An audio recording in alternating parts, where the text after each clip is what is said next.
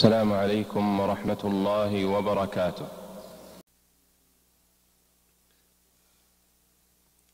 تمام تعریفیں اس اللہ کے لیے ہیں جس نے نکاح کو حلال اور زنا کو حرام قرار دیا ہے۔ وہی ذات ہے جس نے پانی سے انسانوں کو پیدا کیا، پھر انہیں خاندانی اور سسرالی رشتوں سے جوڑ دیا، اور آپ کا رب بے حد قدرت والا ہے۔ ہم اپنے نفس کی برائی اور برے اعمال سے اسی کی پناہ میں آتے ہیں۔ جس شخص کو اللہ تعالی ہدایت دے اسے کوئی گمراہ کرنے والا نہیں، اور جسے وہ گمراہ کر دے اسے کوئی ہدایت دینے والا نہیں۔ میں گواہی دیتا ہوں کہ اللہ تعالیٰ کے سوا کوئی سچا معبود نہیں، وہ اکیلا ہے، اس کا کوئی شریک نہیں، اور میں گواہی دیتا ہوں کہ محمد صلی اللہ علیہ وسلم اس کے بندے اور رسول ہیں، جنہیں اللہ نے ہدایت اور دین حق دے کر بھیجا تاکہ اسے ہر دین پر غالب کر دے، خواہ اسے مشرک لوگ برا جانیں۔ اللہ تعالیٰ درود و سلام نازل فرمائے آپ صلی اللہ علیہ وسلم پر، آپ کی بہترین آل پر، نیکوکار اصحاب پر، اور قیامت تک آپ کے طریقے پر چلنے والوں اور آپ کی سنت کی پیروی کرنے والوں پر۔ حمد و صلوات کے بعد سب سے اچھا کلام اللہ کا کلام ہے، اور سب سے اچھا طریقہ آپ صلی اللہ علیہ وسلم کا طریقہ ہے، اور بدترین کام وہ ہیں جنہیں اپنی طرف سے ایجاد کیا گیا ہو، اور ہر بدعت گمراہی ہے، اور ہر گمراہی آگ میں لے جانے والی ہے۔ اللہ کے بندو، اللہ تعالیٰ کے حکموں کی تعمیل میں تقوی الہی اختیار کرو، اور ہر اس کام سے رک جاؤ جس سے اس نے منع کیا ہے اور ڈرایا ہے۔ ارشاد باری تعالیٰ ہے، اے لوگو اپنے اس رب سے ڈرو جس نے تمہیں ایک جان سے پیدا کیا، اور اسی سے اس کی بیوی کو پیدا کیا، اور ان دونوں سے بہت سے مردوں اور عورتوں کو دنیا میں پھیلا دیا۔ اس اللہ سے ڈرو جس کا واسطہ دے کر تم ایک دوسرے سے مانگتے ہو، اور قطع رحمی سے بچو، بے شک اللہ تمہاری نگرانی کر رہا ہے۔ مسلمانوں، اللہ تعالیٰ نے نکاح کو نسل انسانی کے تسلسل اور اس کی بقا کا ذریعہ بنایا ہے۔ ارشاد باری تعالیٰ ہے، اے لوگوں اپنے اس رب سے ڈرو جس نے تمہیں ایک جان سے پیدا کیا ہے، اور اسی سے اس کی بیوی کو پیدا کیا، اور ان دونوں سے بہت سے مردوں اور عورتوں کو دنیا میں پھیلا دیا، اور اس اللہ سے ڈرو جس کا واسطہ دے کر تم ایک دوسرے سے مانگتے ہو، قطع رحمی سے بچو، بے شک اللہ تمہاری نگرانی کر رہا ہے۔ اللہ تعالیٰ نے عقد نکاح کو ایک مضبوط اور پختہ عہد و پیمان قرار دیا ہے، جس پر بہت سارے حقوق و واجبات مرتب کیے ہیں، جس کے بارے کئی احکام مشروع کیے ہیں، اور کئی واضح آیات بھی نازل کی ہیں۔ چنانچہ اس نے میاں بیوی کے باہمی تعلقات کی بنیاد محبت اور شفقت و مہربانی پر رکھی ہے، اور انہی دونوں بنیادوں سے الفت و محبت جنم لیتی ہے۔ ارشاد باری تعالیٰ ہے، اور اس کی نشانیوں میں سے ہے کہ اس نے تمہارے لیے تمہیں سے بیویاں پیدا کیں تاکہ تم ان کی طرف جا کر آرام پاؤ، اور اس نے تمہارے درمیان دوستی اور مہربانی رکھ دی، اور باہم اچھے رہن سہن اور اچھائی و بھلائی کرنے کی ترغیب دی ہے۔ ارشاد باری ہے، اور ان کے ساتھ اچھے طریقے سے رہو، اور فرمایا انہیں اچھے طریقے سے روک لو یا اچھے طریقے سے ان سے جدا ہو جاؤ۔ عادلانہ حقوق و واجبات کو بیان کرتے ہوئے ارشاد فرمایا، اور معروف طریقے کے مطابق ان عورتوں کے لیے اسی طرح حق ہے جس طرح ان کے اوپر حق ہے، اور نگرانی و حکمرانی مردوں کے ہاتھ سپرد کرتے ہوئے فرمایا، عورتوں پر مرد نگراں ہیں، اس وجہ سے کہ اللہ نے ان کے بعض کو بعض پر فضیلت عطا کی، اور اس وجہ سے کہ انہوں نے اپنے مالوں سے خرچ کیا۔ اذیت و تکلیف، ظلم و زیادتی، سرکشی اور زناکاری و گناہ کے کاموں سے ڈراتے ہوئے ارشاد فرمایا، اور انہیں تکلیف دینے کے لیے نہ روکے رکھو تاکہ ان پر زیادتی کرو، اور جو ایسا کرے سو بلا شبہ اس نے اپنی جان پر ظلم کیا۔ مزید فرمایا، تم اپنی طاقت کے مطابق جہاں تم رہتے ہو وہاں ان طلاق والی عورتوں کو رکھو، اور انہیں تنگ کرنے کے لیے تکلیف نہ پہنچاؤ۔ ابو ہریرہ رضی اللہ عنہ سے روایت ہے، آپ صلی اللہ علیہ وسلم نے فرمایا، کوئی مومن مرد کسی مومنہ عورت سے بغض نہ رکھے، اگر اسے اس کی کوئی عادت پسند ہے تو ناپسند ہے تو دوسری پسند ہوگی۔ مسلم۔ شادی کی ذمہ داری بہت عظیم ہے، اس کے حقوق غیر معمولی ہیں، اسی کے ذریعے عفت و پاک دامنی، افزائش نسل، سعادت مندی اور قرار و استقرار حاصل ہوتا ہے۔ عقد نکاح کو پختہ عہد و پیمان کے ذریعے مضبوط کیا گیا ہے، اور اس کے ارکان کو ولی، حق مہر اور گواہوں کے ذریعے مستحکم بنایا گیا ہے۔ ارشاد باری تعالیٰ ہے، اور وہ تم سے پختہ عہد لے چکی ہیں۔ اللہ تعالیٰ نے طلاق کو مباح کیا ہے، لیکن اس میں بھی اصل ممانعت ہے، اسے صرف ضرورت کے لیے اور نقصان و ضرر کو دور کرنے کے لیے جائز قرار دیا گیا ہے۔ اسلام نے زوجین کے درمیان جدائیگی سے پہلے مشکلات کے حل کی بھی رہنمائی کی ہے۔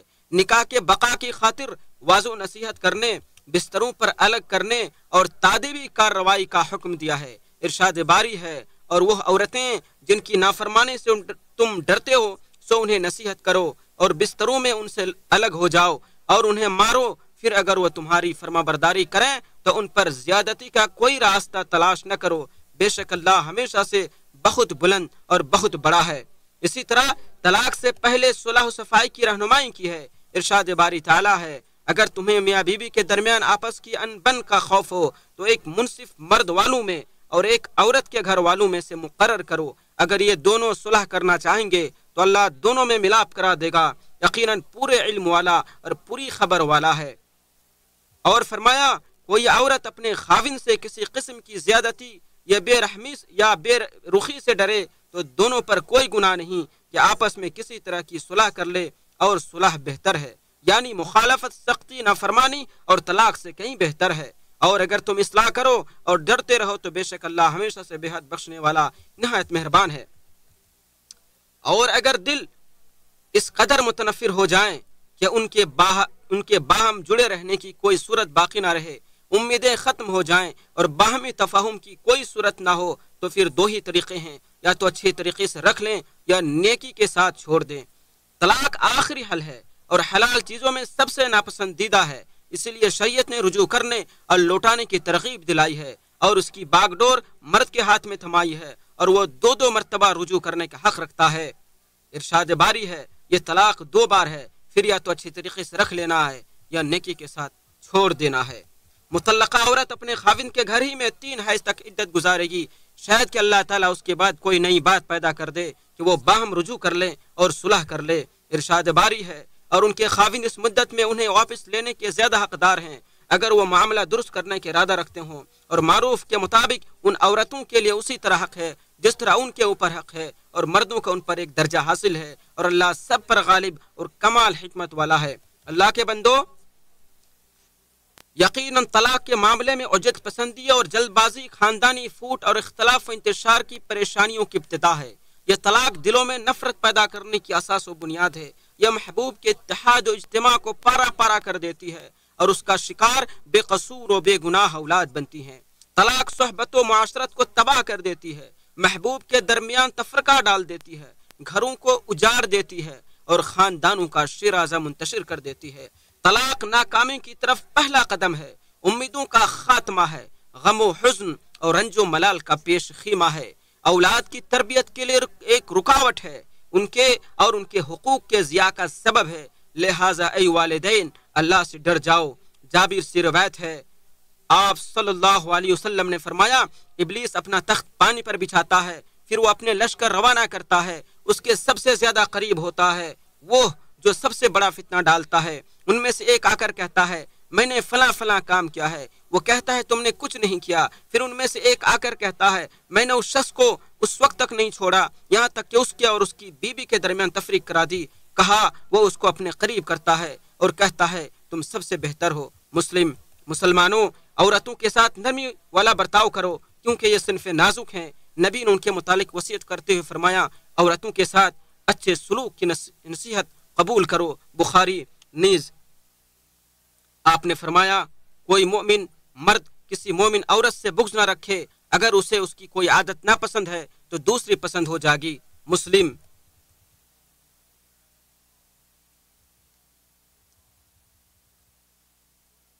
اللہ رب العالمین قرآن کریم کو ہمارے لیے بابرکت بنائے اور قرآن کریم کے اندر جو احکام ہیں، جو نصیحتیں ہیں، ان سے ہمیں فائدہ پہنچائے۔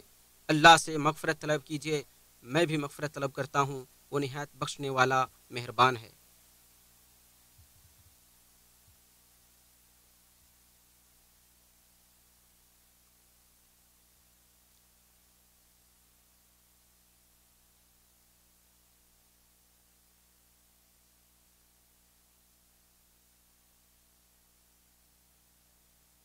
تمام تعریفیں اللہ کے لیے ہیں جس نے تمہیں ایک جان سے پیدا کیا، اسی سے اس کی بیوی کو پیدا کر کے ان دونوں سے بہت سے مرد اور عورتیں پھیلا دیں جس نے بڑے اتقان اور حسن کاریگری سے ہر چیز کو پیدا کیا، ایک منضبط اور محکم شریعت نازل فرمائی اور ہر نفس کو ہدایت کی راہ دکھائی، ہم اس ذات کی بہت زیادہ لامتناہی حمد بیان کرتے ہیں اور ہم اس کی نعمتوں اور بخششوں پر جو اس نے ہم پر کیے ہیں ہم اس کا شکر بجا لاتے ہیں۔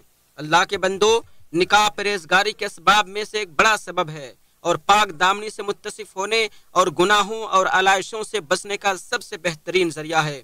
لہٰذا حسب و نسب والی بہترین عورت کا انتخاب کرو، دیندار عورت کو ترجیح دو، اور جس عورت کی تربیت اچھی نہ ہو اس کے ظاہری حسن و جمال سے دھوکہ مت کھاؤ، بلکہ اس سے دور رہو، کیونکہ خبیث عورتیں خبیث مردوں کے لیے اور اچھی عورتیں اچھے مردوں کے لیے ہے۔ حضرت ابو ہریرہ رضی اللہ عنہ سے روایت ہے، آپ نے فرمایا ایک عورت سے 4 امور کی وجہ سے نکاح کیا جاتا ہے، اس کے مال کی وجہ سے، حسب و نسب کی وجہ سے، اس کی خوبصورتی کی وجہ سے، اس کی دینداری کی وجہ سے، لیکن تم دینداری کو ترجیح دو، تیرے دونوں ہاتھ خاک آلود ہوں۔ مسلم۔ اے لوگو،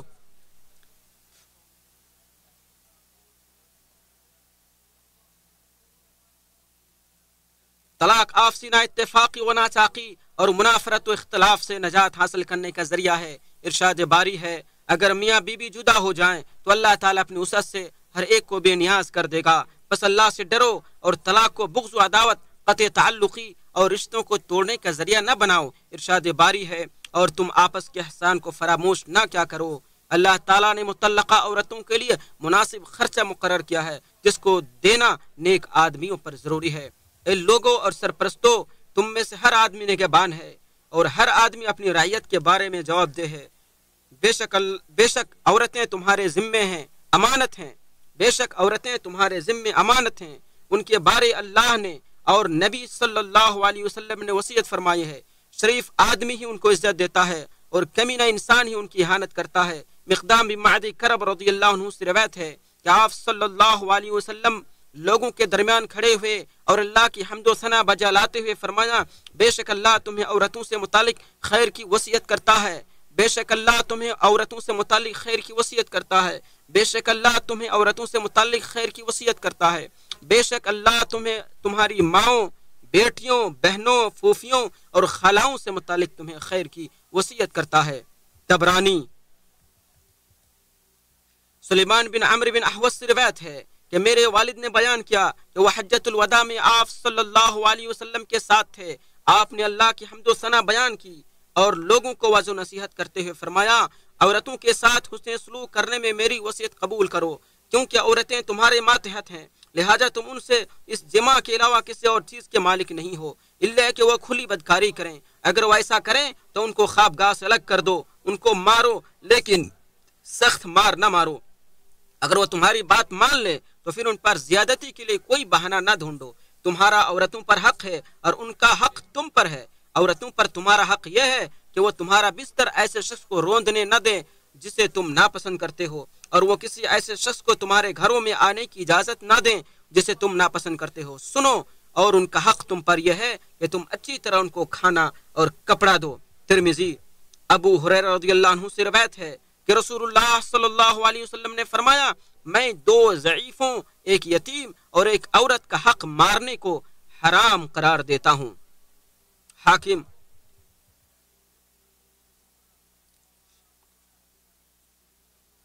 اسلامی بہنوں، بے شک شوہروں کو تنگ کرنا، ان کے ساتھ سرکشی اور بے ادبی سے پیش آنا، گھر کے راز کو افشا کرنا، ذمہ داریوں سے بھاگنا اور سوشل میڈیا میں پائے جانے والی گھٹیا اور بیہودہ باتوں سے متاثر ہونا بہت بڑی شقاوت و نامرادی ہے جو تمہارے گھروں کو ویران بنا دے گی، خاندانی اتحاد کو پارا پارا کر دے گی اور تمہاری زندگی پر منفی اثر ڈالے گی۔ لہٰذا اپنے گھروں اور شوہروں سے متعلق اللہ سے ڈرو۔ حضرت عبد الرحمن بن عوف سے روایت ہے کہ اللہ کے رسول نے فرمایا، جس عورت نے پابندی سے 5 وقت کی نماز پڑھی، رمضان کے روزے رکھے، اپنی شرمگاہ کی حفاظت کی، اپنے خاوند کی